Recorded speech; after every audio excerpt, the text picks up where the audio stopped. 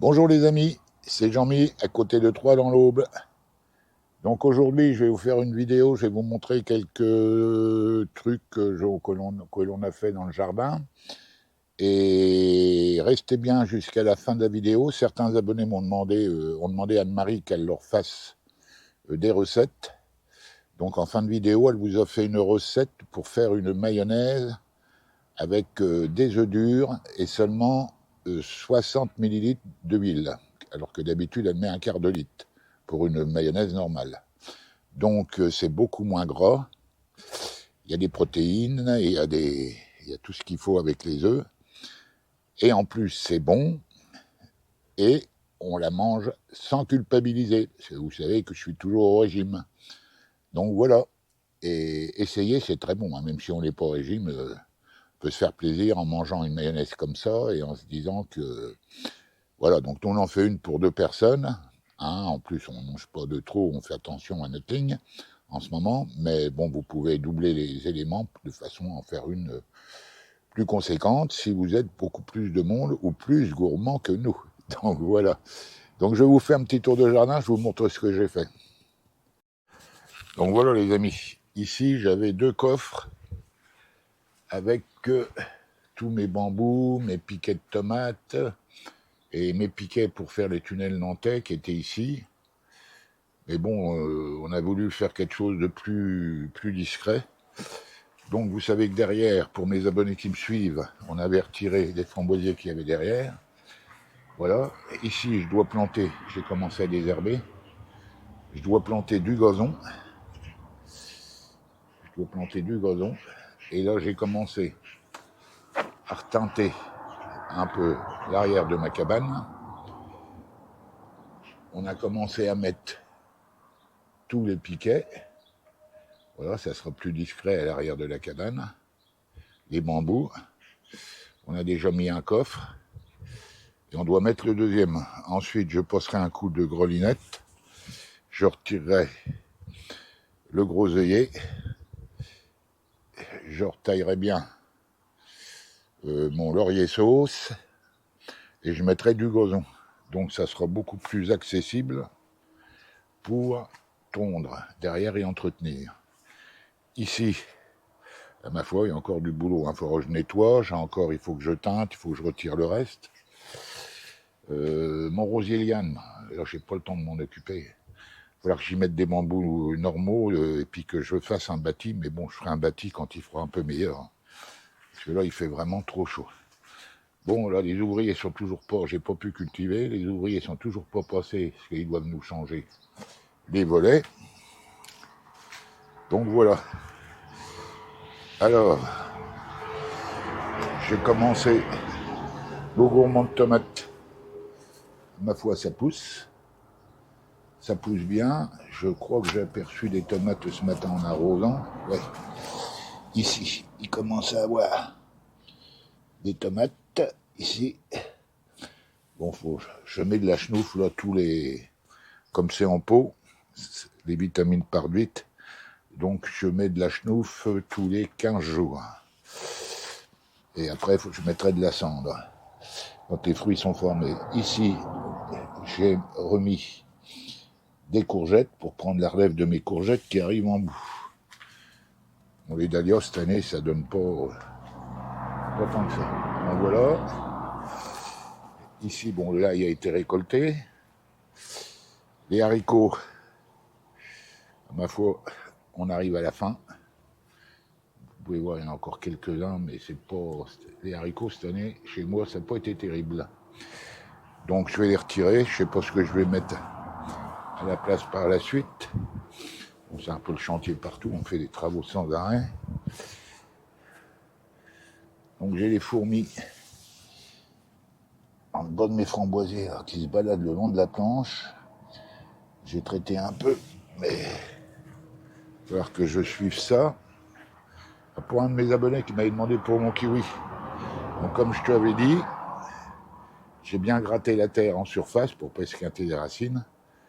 J'ai mis des granulés, 4 poignées de granulés de fumier de cheval. J'ai remis un demi-sac de terreau dessus. Et Anne-Marie a bien paillé. Donc voilà. Là, il est parti pour nous faire des beaux fruits. Vous pouvez voir, ça commence à grossir. Voilà. J'avais taillé toutes les branches qui n'avaient pas de fruits de façon à laisser. Voilà. Les kiwis, j'en ai partout. Voilà le chèvrefeuille. Anne-Marie l'a dirigé pour qu'il parte sur la pergola sur le côté, parce que là, cette année, il est magnifique. On va continuer de le bichonner. Alors ici, le mûrier sans épines. Alors là, on a eu une sévère attaque de fourmis. Les fourmis grimpaient le long de la charpentière. Ici, vous voyez, là on n'en voit plus une. Et elle me dévorait les murs. En plus, vous voyez, il y en a encore. Il y en a encore quelques-unes. Donc voilà. Et donc j'avais mis sur la charpentière, j'avais mis, bon c'est du scotch d'électricien, mais voilà, j'avais mis ça, je sais pas si vous allez voir avec l'ombre, j'avais mis un morceau de scotch, mais je l'avais enroulé à l'envers. Je le chevauchais légèrement pour que ça se colle et que ça tienne. J'avais roulé à l'envers, donc elle pouvait plus passer, elle se collait les pattes dessus. Manque de chance, maintenant ça a séché et elle passe dessus. Donc j'ai acheté de la bande de glu. J'ai acheté de la bande de glu pour mettre sur les arbres.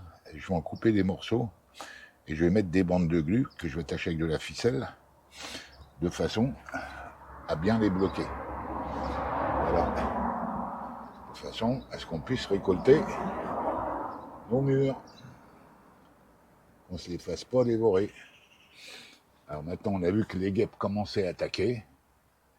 Et ben les guêpes, quoi faire, c'est pas évident. On a des petits sacs qu'on mettait sur notre raisin, on pourrait mettre, mais bon, à chaque fois qu'il y en a une de mûre, il faut retirer le sac et le remettre, ça va pas être évident.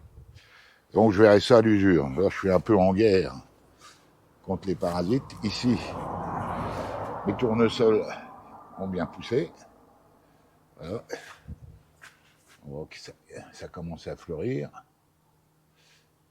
Par contre, mes courges musquées et mes rouges d'étampes, eh ben, ça fait de la feuille. Je les ai pas taillées, j'aurais dû. Je les ai pas taillées, j'ai pas eu le temps. Et ça fait de la feuille. Et pour l'instant, j'ai pas de fruits qui vont au bout. Pourtant, j'ai des fleurs pour attirer les pollinisateurs. Bon, bah, je verrai à l'usure, hein, tant pis. Sinon, l'année prochaine, je ferai différemment. Je pourrais les tailler. Donc voilà. Ensuite, alors, là, le lilas des Indes d'Anne-Marie, à ma foi, il commence à fleurir. Il est tout en bouton. Donc il va être magnifique. Voilà. Ensuite, bon là on a déjà récolté les courgettes. Bon, les courgettes, ça arrive au bout. J'en ai encore là-bas.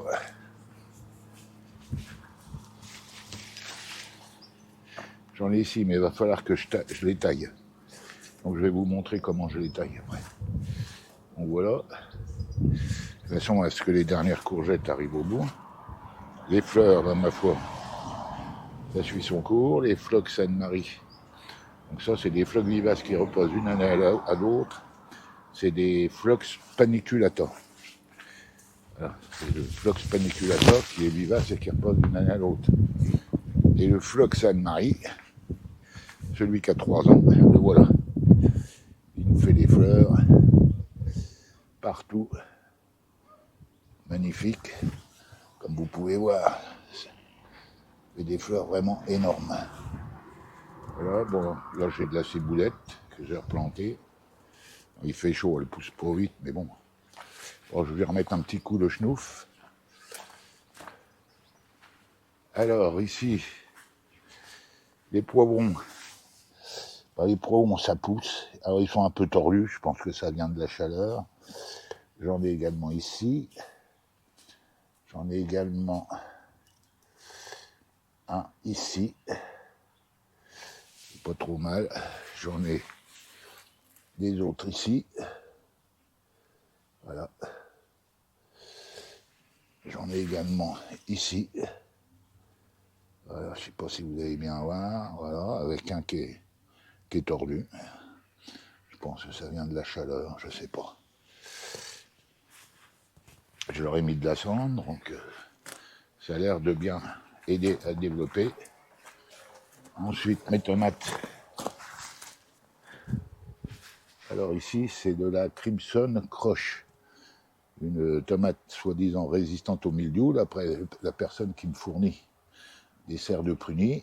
Là, vous voyez, la tomate, j'en ai en pagaille. Elles sont déjà belles. Et vous pouvez voir, ça commence à rougir. Anne-Marie a commencé à en cueillir. Voilà.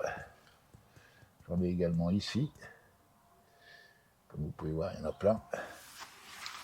Par contre, ça, les altises qui vont commencer à m'embêter. Il va falloir que ça me fait suer pour les altises. Il faut mettre un purin d'ail, mais bon, mettre un purin d'ail, manger des tomates à l'ail, c'est bon si on les fait en salade, mais sinon... Donc voilà, là ça y est, c'est fleuri. Ouais, ça fait pas des fleurs super, mais bon, c'est au moins le mérite de fleurir. Voilà. Donc ça c'est de la... Oh, je sais plus, j'ai perdu le nom. Donc comme vous pouvez voir les courgettes, ben, je les ai taillées. Je taille toutes les feuilles qui sont en dessous d'où il y a des fruits. Bon, je taille en biais, de façon à ce que l'eau rentre pas dedans et ne stagne pas. Et le fait de la tailler, comme vous pouvez voir, ça aide les courgettes à se développer. Voilà.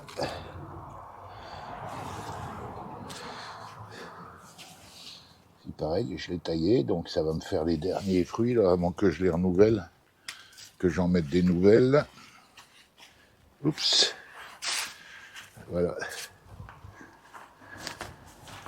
Comme vous pouvez voir, j'ai taillé les feuilles du bas. Je ne sais pas si vous allez voir bien avec le contre-jour. Et ça permet à mes dernières courgettes de bien grossir. J'en ai une autre ici qui va prendre la relève. Donc voilà. Là pareil, vous voyez, le fait d'avoir taillé, j'en ai deux nouvelles qui vont grossir. Donc c'est bien parti.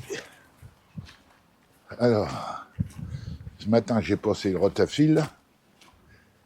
Pour les petits morons, ça pousse. Ce matin j'ai passé le rotafil vite fait, j'ai pas fini. Je verrai par la suite. Ah, les tomates. Ah, ça y est, ça commence à rougir, les cœurs de bœuf. Voilà, là c'est des cœurs de bœuf. J'en ai vraiment en pagaille. Voilà, et ici, ce sont mes tomates russes. Alors, les tomates russes, comme vous pouvez voir, ça fait des tomates énormes. Là, j'en ai une autre ici, qu'on verra mieux. Voilà, ça fait vraiment de la grosse tomate. Ensuite, bon ben, je peux pas faire une vidéo trop longue. Voilà, ma fandango, et ben, ça pousse. On surveille qu'il n'y ait pas de punaise. Voilà.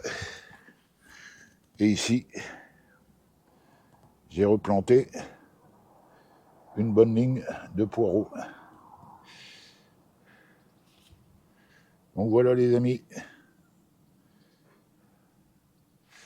Voilà, voilà. Donc je vous dis à bientôt dans une autre vidéo. Je salue tous, je fais des gros bisous à tous mes abonnés, les anciens, les nouveaux.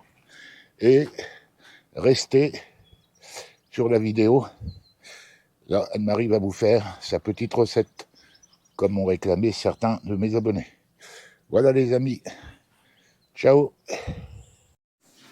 Bonjour les amis. Donc chose promise, chose due. Anne-Marie va vous faire une mayonnaise qui est très peu grasse, comme je suis au régime. Hein. Et sinon, elle est très très bonne. Hein. On croirait de la vraie mayonnaise. Ben, c'est de la mayonnaise. Vous pouvez la manger sans culpabiliser. Vous pouvez vous régaler. Donc voilà, je vais vous montrer ça. Bonjour. Donc, je vais vous faire une mayonnaise diététique. Donc, je mets, ils disent 2 cuillères à café. Non, combien? Oui, 2 cuillères à café. Donc, une cuillère. Moi, je mets une cuillère à soupe. Oui, une cuillère à soupe, ouais. Bon, ben, une cuillère à soupe de vinaigre, de cidre. Hein. De cidre. Une cuillère à soupe de vinaigre de cidre. Ensuite, tu mets... Ils disent 2 cuillères à café de moutarde. Une cuillère à mais soupe. moi, j'aime bien que ce soit un peu plus relevé. Moi, j'aime bien quand c'est bien relevé, oui. Je suis un gourmand. Voilà. Voilà. Le poivre, le sel. Alors, le poivre. Donc, à la convenance, hein, si vous aimez bien l'épicé, vous en mettez un peu plus ou un peu moins. Donc, le sel et le poivre. Le poivre, le sel, une pincée de sel. Voilà. Voilà. Ensuite, l'huile. Les œufs. 3 œufs cuits durs. Bien frais. Bien frais. Il faut les mettre au frigidaire au moins 1 ou 2 heures avant que les œufs soient bien gelés, bien froids. Et après, je mets 60 millilitres d'huile de colza. Huile végétale, l'huile de colza, parce que ça contient des oméga 3 et ça fait pas beaucoup d'huile. Et en temps ordinaire, la mayonnaise maison, je la fais avec 1/4 d'huile. Donc, ça fait 1/4 d'huile. Et là, par rapport à... Beaucoup moins par rapport voilà. là, il y a beaucoup moins d'huile. C'est compensé par les œufs durs qui vont épaissir la sauce. Ok. Donc, on te suit, Anne-Marie, on te suit. Voilà. Je mets le bouchon. Et surtout le bouchon, sinon on va prendre un shampoing. Et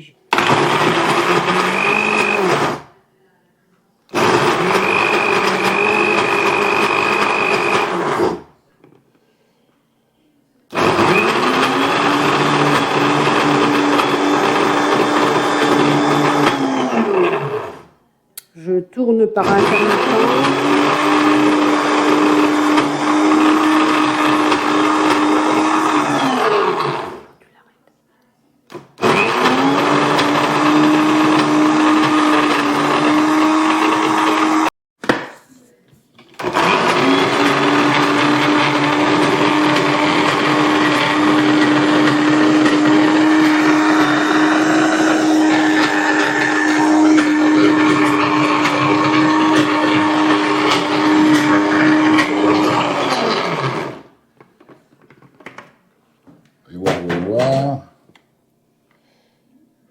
Ça commence à être pas mal. Encore un petit coup.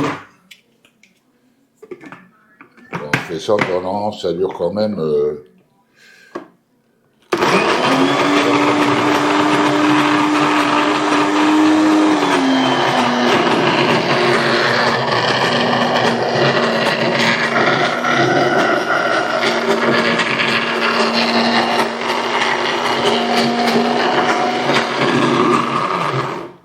Voilà.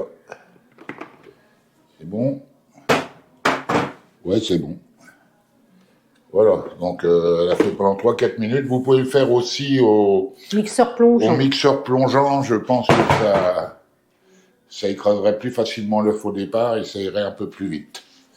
Donc voilà. Je mets dans un bol.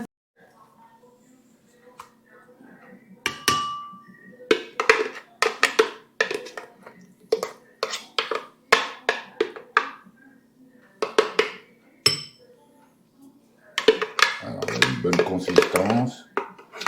Elle est bien épaisse, comme une vraie mayonnaise. Oui. Avec le mixeur plongeant dans un bol rond, ça serait plus pratique. Parce que déjà hier, on a eu... Voilà. D'habitude, tu le fais au truc plongeant, ça va un peu mieux. Donc voilà les amis.